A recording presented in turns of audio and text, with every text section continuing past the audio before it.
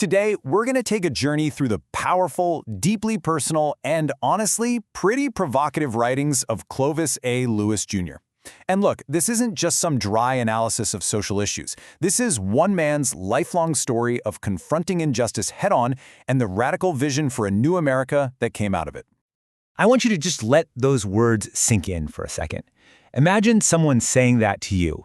This isn't from some old history book. These words were spoken directly to Clovis Lewis.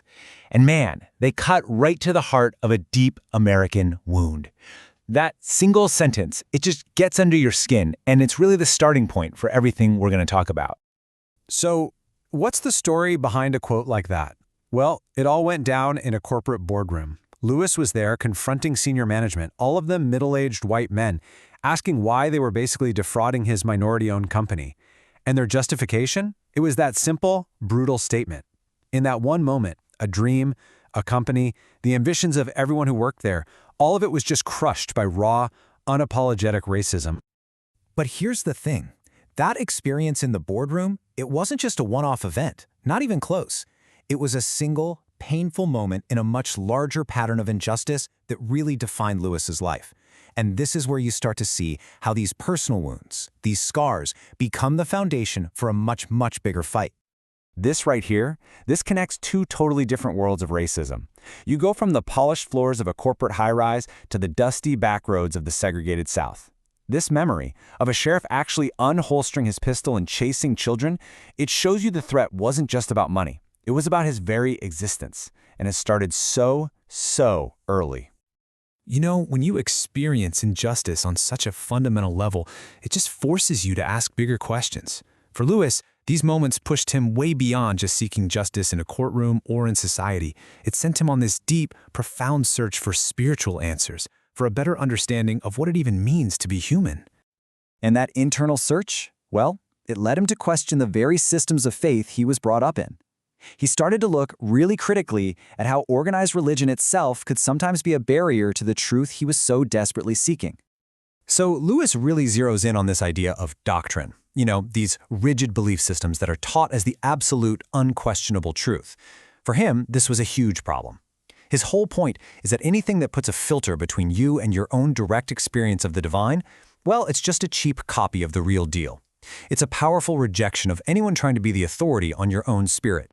So this slide really lays out the two paths he saw in front of him. On one side, you've got the Calvinist doctrine of irresistible grace, which basically says God has already decided who's saved and who's not. And then on the other side, you have the Unitarian Universalist principle of a free and responsible search for truth and meaning. I mean, one is a closed system, right? And the other is an open invitation. You can probably guess which one resonated with him. This brings him to this fantastic concept he calls the God machine. It's his term for people who treat spirituality like a transaction. You know, if I pray this way, or if I give this much money, then God is supposed to spit out a blessing, kind of like a cosmic vending machine. And then they get all annoyed when the machine doesn't work the way they think it should. Lewis says, no, that's not it. It's about a relationship, not a transaction. Okay, so let's zoom out a bit. Lewis's journey doesn't just stay in the personal or the spiritual. It expands way outward into a full-blown critique of the American system itself. He argues that the old injustices, they haven't disappeared. They've just changed their clothes. Yeah, and drawing on the incredible work of Michelle Alexander, Lewis makes the case that as explicit old-school racism became less socially acceptable, a much more sneaky system took its place. He calls it the new Jim Crow, a system of mass incarceration that mainly targets black men, creating this whole new racial caste system, all while hiding behind the idea of a color-blind war on drugs. Now, check out some of the numbers Lewis uses to make his point about where our national priorities are. According to his research, this is the estimated annual cost to bring every single person in the United States above the poverty line, $175 billion. Okay? Lock that number in your mind. Because this is the number he puts right next to it. $671 billion. That was the annual U.S. military budget around the time he was writing. I mean, just looking at the two numbers side by side like this, it's absolutely staggering. It says everything without needing a whole lot more words. And this really gets to the core of Lewis's argument. Injustice in America isn't a problem of scarcity. It's a problem of priorities. The money is there. The resources exist. We have simply chosen, as a country, to spend it on fighter jets instead of housing, on weapons instead of lifting our own citizens out of poverty. It's a choice.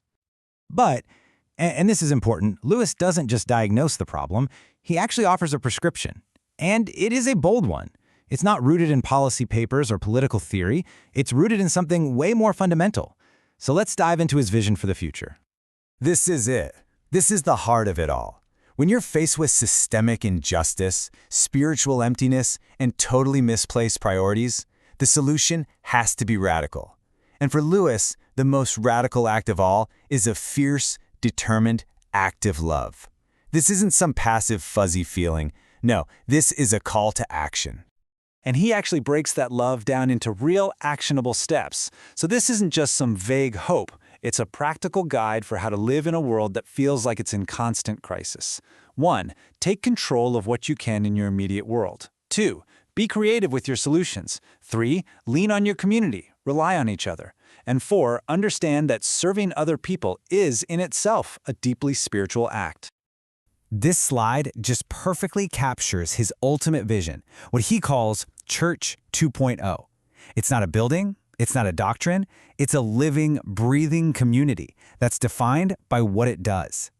Its heartbeat is justice, its blood is compassion, and it exists wherever people are committed to building a better world, fueled by love. And so, we end with the question that Lewis leaves for every single one of us. It's a direct challenge. It goes beyond theory and asks us to look at our own lives. Because, in the end, the arc of the moral universe might bend toward justice, but it doesn't bend by itself. It needs our hands, our hearts, and our willingness to sacrifice for something so much bigger than ourselves.